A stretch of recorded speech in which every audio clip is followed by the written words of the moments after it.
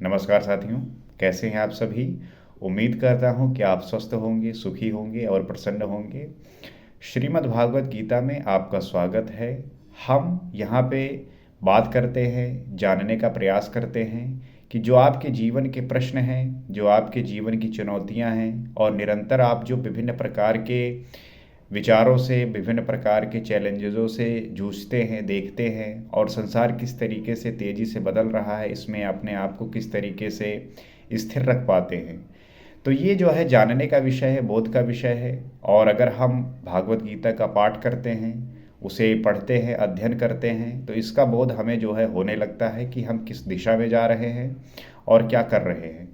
तो जो भी प्रश्न हैं आपके जीवन के, जो भी भ्रम हैं, जो भी शंका है और रिश्तों के लेके, परिवार को लेके और अलग अलग फील्ड को लेके, इसमें वो उत्तर हैं जो आपको बड़ी आसानी से मिल सकते हैं। बस अध्ययन का ही विषय है। तो इसी को हम आगे देखते हुए समझते हैं और जानने का प्रयास करते हैं। अपूर्वम अणमचल प्रतिष्ठम समुद्रमापा प्रविशन्ति यद्वत् तद्वत् कामा यम प्रविशन्ति सर्वे सा शांतिम अप्रोति न काम कामी। जैसे सब ओर से परिपूर्ण अचल प्रतिष्ठा वाले समुद्र में नदियों के जल उसको चलायमान न करते हुए बड़े वेग से उसमें समा जाते हैं, ठीक वैसे ही परमात्मा में स्थित स्थित प्रज्ञ पुरुष में संपूर्ण भोग विकार उत्पन्न किए बिना समा जाते हैं। तो जिस प्रकार से सारी नदियाँ, चाहे वो जितने वेग से बह रही हों, कितना भी उनका जो है विशाल पाट हो, चाहे जितनी भयावह लग रही हों, लेकिन सारी नदियां जो है समुद्र में जाके समा जाती हैं। और समुद्र जो है बिल्कुल शांत, गहरा, उसमें किसी भी प्रकार का फर्क नहीं दिखता। तो उसी प्रकार जो है वो स्थित प्रज्ञ व्यक्ति होते हैं जो इंद्रियों से उठी हुई सारी वेग को, सारे भोग विलास को वो समाहित कर लेते हैं और उनमें जो है किसी भी प्रकार का वो जो विकारता होती है वो नहीं देखने को मिलती। तो जो समुद्र है वो एक स्थित प्रज्ञ के सदृश है, या कह लीजिए एक स्थित प्रज्ञ उस समुद्र के सदृश है। तो ये जो है काबिलियत है, ये जो है एक स्थित प्रज्ञ होने का जो है गुण है। तो ऐसा पुरुष परम शांति को प्राप्त होता है, ना कि भोगों को चाहने वाला। तो जो ऐसा व्यक्ति होता है वही परम शांति को प्राप्त होता है। और शांति मिलेगी तो सुख मिलेगा, सुख होगा तो आप जो है शाश्वत और सनातन आनंद की कल्पना कर सकते हैं, उसे जी सकते हैं। तो ऐसा किसी भी व्यक्ति को परम शांति नहीं मिल सकती जिसको भोग की चाह है। जिसको भोग की चाह है उसे शांति मिल नहीं सकती। शांति नहीं मिलेगी तो सुख नहीं मिलेगा और उसका जीवन जो है सदैव दुखी रहेगा, बेचैन रहेगा। तो भयंकर वेग से बहने वाली सहस्त्रों नदियों के स्रोत फसल को नष्ट करते हुए, हत्याएं करते हुए, नगरों को डुबोते हुए, हाहाकार मचाते हुए बड़े वेग से समुद्र में गिरते हैं, किंतु समुद्र को न एक इंच ऊपर उठा पाते हैं, न गिरा ही पाते हैं, बल्कि उसी में समाहित हो जाते हैं। तो नदियाँ जो होती हैं वो अलग अलग तरीके से फसलों को नष्ट कर देती हैं, बहुत लोग डूब जाते हैं, नगर को डुबो देती हैं और हाहाकार मचाते हुए बड़ी वेग से समुद्र में गिरती हैं। लेकिन समुद्र का जल जो है एक इंच भी नहीं बढ़ता, तो बल्कि उसी में समाहित हो जाते हैं। ठीक इसी प्रकार जो स्थित प्रज्ञ हैं, महापुरुष के प्रति संपूर्ण भोग उतने ही वेग से आते हैं किंतु समाहित हो जाते हैं। तो उसी प्रकार जो भी भोग हैं वो बड़े वेग से आते हैं, बड़ी तीव्रता से आते हैं। लेकिन जो स्थित प्रज्ञ पुरुष है, व्यक्ति है, वो जो है इन सभी को समाहित कर लेता है। तो उन महापुरुषों में ना शुभ संस्कार डाल पाते हैं ना अशुभ। तो जो ऐसे महापुरुष होते हैं उनमें न किसी प्रकार का शुभ डाल पाते हैं ना अशुभ डाल पाते हैं, अर्थात वो उस व्यक्ति की जो बुद्धि है वो स्थिर होती है। और योगी के कर्म आशुक्ल और आकृष्ण होते हैं, और जो योगी के कर्म हैं वो आशुक्ल होते हैं, आकृष्ण होते हैं, क्योंकि जिस चित्त पर संस्कार पड़ते हैं उसका निरोध और विलीनीकरण हो गया। उस व्यक्ति के अंदर इतनी क्षमता होती है कि वो चाहे कितने भी प्रकार का विकार हो या अच्छी बात हो, उसको वो पी जाता है, निगल जाता है। जिस प्रकार से समुद्र जो है नदियों की किसी भी प्रकार की उनकी स्थिति रही हो उसको जो है वो निगल लेता है। इसके साथ ही भगवत्ता की स्थिति आ गई। अब संस्कार पड़े भी तो कहाँ। जब उस व्यक्ति के अंदर वो भगवत्ता की स्थिति आ जाती है तो जो संस्कार हैं वो छूट जाते हैं। संस्कार तो एक पहला माध्यम होता है।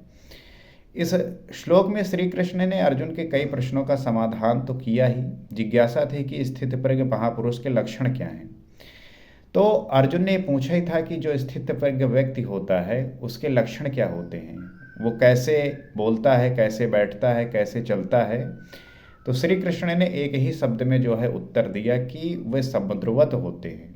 उनके लिए विधि निषेध नहीं होता कि ऐसे बैठो ऐसे चलो। तो ऐसा कोई नियम नहीं होता, रूल नहीं होता कि ऐसे लोग जो है इस प्रकार बैठते हैं, इस प्रकार चलते हैं।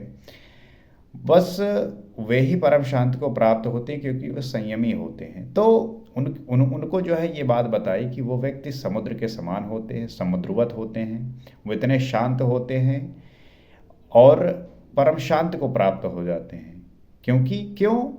क्योंकि वो संयमी हैं। उन्होंने अपने इंद्रियों को, मन को जो है नियंत्रण में कर लिया है। और जो व्यक्ति इनको नियंत्रण में कर लेगा वही जो है इस संसार को से परे जा पाएगा, वही जो है महात्मा बन पाएगा।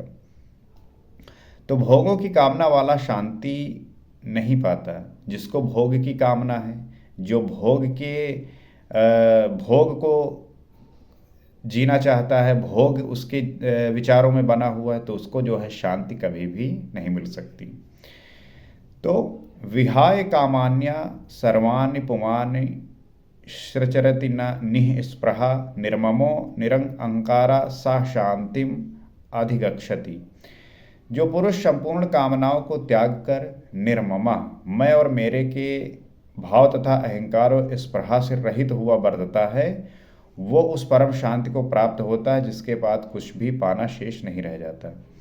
तो जो व्यक्ति संपूर्ण कामनाओं को त्याग दिया है, जो आपकी कामनाएं हैं, कामनाएं तो आप सदैव कुछ ना कुछ लिए बैठे रहते हैं कि मुझे जो है ऐसा घर मिल जाए, ऐसी गाड़ी मिल जाए, ऐसा स्त्री मिल जाए, ऐसा पुरुष मिल जाए। तो इस प्रकार का जो आप भाव लिए बैठे रहते हैं, यही आपके दुखों का कारण बनता है। आप फल की आकांक्षा लिए बैठे हुए हैं ना, और जब तक आपके अंदर ये आकांक्षा बनी रहेगी तब तक आप जो है दुखी होंगे, परेशान होंगे। और जो महापुरुष होते हैं वो इन्हीं सब कामनाओं से जो है, इन कामनाओं को त्याग चुके होते हैं। अर्थात उनके अंदर किसी प्रकार का अहंकार नहीं होता, किसी को साबित करना नहीं है, किसी के सामने किसी भी प्रकार का अपना वैलिडेशन नहीं देना। वो अब इस स्थिति में है कि उन्हें संसार से कोई भी फर्क पड़ने वाला नहीं है। तो वो उस परम शांति को प्राप्त हो जाते हैं जिसके बाद कुछ भी प्राप्त करना शेष नहीं रह जाता। वो श्रेष्ठतम स्तर है। वहाँ पे उसके बाद कुछ भी ऐसा उससे ऊपर है ही नहीं कि जो प्राप्त करने योग्य हो। तो अगर आप भी अपने जीवन में उतार चढ़ाव देख रहे हैं, अखिन्न हैं, खिन्न रहते हैं और बेचैन रहते हैं, एंजाइटी के शिकार हैं, बीमारियां हो चुकी हैं, तो आप कितनी भी दवाई करिए, अगर आपके अंदर वो कामनाएं चलती रहेंगी तो एक पूर्ण होने के बाद दूसरी होगी, तो वो आपको सदैव उसी प्रकार से बेचैन और परेशान रखेगी। आप अपने जीवन को सार्थक स्थिति में लाने के लिए, सारी चिंताओं से मुक्त होने के लिए जो एकमात्र उपाय है वही है कि आप अपने डिज़ायर्स को, आप अपने कामनाओं को, आप अपनी इच्छाओं को, आप वासनाओं से मुक्त होइए, उसे त्यागिए। और जो सबसे बड़ा ये है कि जो आप अहंकारित रहते हैं, जो आप सदैव अहंकार में भरे रहते हैं कि आपने जो है एक गाड़ी ले आए 4 पहिया के, वो आपको लगता है कि अब हमसे बड़ा कोई है ही नहीं ना। आपने घर बड़ा सुंदर खरीद लिया, आपको लगता है कि बस अब हम ही राजा हैं। तो ये सब छोटी बातों को भैया छोड़िए। आप जो है उस ईष्ट परम ब्रह्म को जानने का प्रयास करिए, जहाँ पे आप सदैव उस ब्रह्मांड को पालेंगे, गैलेक्सी आपकी हो जाएगी। लोग कार लिए हुए हैं, उसके पीछे जो है लगा रखे हैं कि गॉड गिफ्टेड है, अलग अलग तरीके के जो है लगा रखे होते हैं। अरे ईश्वर को देना होगा तो वो आपको एक छोटी सी मटेरियलिस्टिक चीज़ें देगी जो आपके क्षणिक सुख के लिए है, जो उपयोगी होगा। अरे वो देगा तो आपको एक पूरा प्लेनेट दे देगा, एक सोलर सिस्टम दे देगा। आप उससे जुड़िए तो आपको वो देगा। आप होता क्या है कि आप जो है मंदिर जाते हैं, हर व्यक्ति अपने हिसाब से मस्जिद जाता है, गुरुद्वारा जाता है, चर्च जाता है, और वहाँ पे ईश्वर से ये प्रार्थना करता है कि ईश्वर मुझे ऐसा जो है कुछ कर दीजिए, दे दीजिए। तो ईश्वर का तो ये पूरा ब्रह्मांड है, वो आपको, आप ऐसी छोटी चीज़ मांगने जाते हैं। तो मैं तो आपको ये सिखा रहा हूँ या ये बता रहा हूँ कि आप ये कर सकते हैं कि आपका पूरा ब्रह्मांड हो सकता है, तो आप छोटी चीज़ के पीछे क्यों पड़े हैं? आपको ज्वेलरी चाहिए, आपको गहने चाहिए, सोना चाहिए, चांदी चाहिए, ईश्वर आपको ऐसा प्लैनेट दे देगा कि पूरा हीरे से ही बना होगा। तो आप जो है तुच्छ चीज़ों को लेके, छोटी चीज़ों को लेके, टेम्परेरी चीज़ों को लेके परेशान मत होइए। अपने मन को शांत करिए, इष्ट चिंतन करिए, भजन करिए, ईश्वर से जुड़िए। वो जो है आपको सही दिशा दिखाएगा। और उसमें बाधा आ रही है, परेशानी आ रही है, तो आप गुरु को चुनिए, आप मेंटोर को चुनिए, गाइड को चुनिए, जो आपको सही दिशा दिखाए और उस दिशा के माध्यम से आप अपने जीवन को परिवर्तित कर सकें। आज का जीवन बहुत चैलेंजिंग है, तो आप इसको सही तरीके से जिएंगे तभी जो है आप आगे बढ़ पाएंगे। नहीं तो ये जीवन आपको इस तरीके से पटकेगा कि आप कहाँ पे पहुँच जाएंगे आपको इसका कोई अंदाज़ा नहीं होगा। तो इसी आशा के साथ कि इस बात को आप समझते हुए जीवन में उतारेंगे, अपने माध्यम से, इन वीडियो के माध्यम से आप उन तक भी इस बात को ले जाएंगे जो इससे अनभिज्ञ हैं, अपरिचित हैं, और वो अपने जीवन में भी इस प्रकार का परिवर्तन चाहते हैं कि कुछ ऐसा मिले, कुछ ऐसा बात हो जाए जिससे उनका जीवन खिल जाए, खुल जाए, ओपन हो जाए, सही दिशा मिल जाए। तो आप अपने माध्यम से उन तक इन बात को ले जाइए, और इस तरीके से हम इस समाज को, आप अपने तक सीमित मत रहिए। हर व्यक्ति की यही बस चाह होती है कि वो अपने खाने पीने में मस्त है, फैमिली में ही मस्त है। आप इससे थोड़ा बाहर निकलिए, आप संसार को देखिए, लोगों को देखिए, इस संसार में कितनी ज़्यादा सुख हैं, दुख हैं, बहुत सारे लोग हैं जो बहुत चीज़ों से वंचित हैं। तो आप अपने आप को इतना कैपेबल बनाइए कि आप लोगों की मदद कर सकें, आप लोगों के पास पहुंच सकें, हर तरीके से उनकी मदद कर सकें। आवश्यक है कि हम चीज़ों को जिस तरह प्रकार से देखते हैं, हम अपने में सिमट के रह जाते हैं। थोड़ा खुलिए, थोड़ा अपने आप को ओपन करिए, ताकि आप अपने विचार को अपने माध्यम से व्यक्ति तक वो हेल्प करिए, उन्हें सहायता प्रदान करिए, ताकि उनका जीवन भी निखर के आए। इसी प्रयास के साथ अगले एपिसोड में हम आगे समझेंगे, आगे जानने का प्रयास करेंगे। नमस्कार।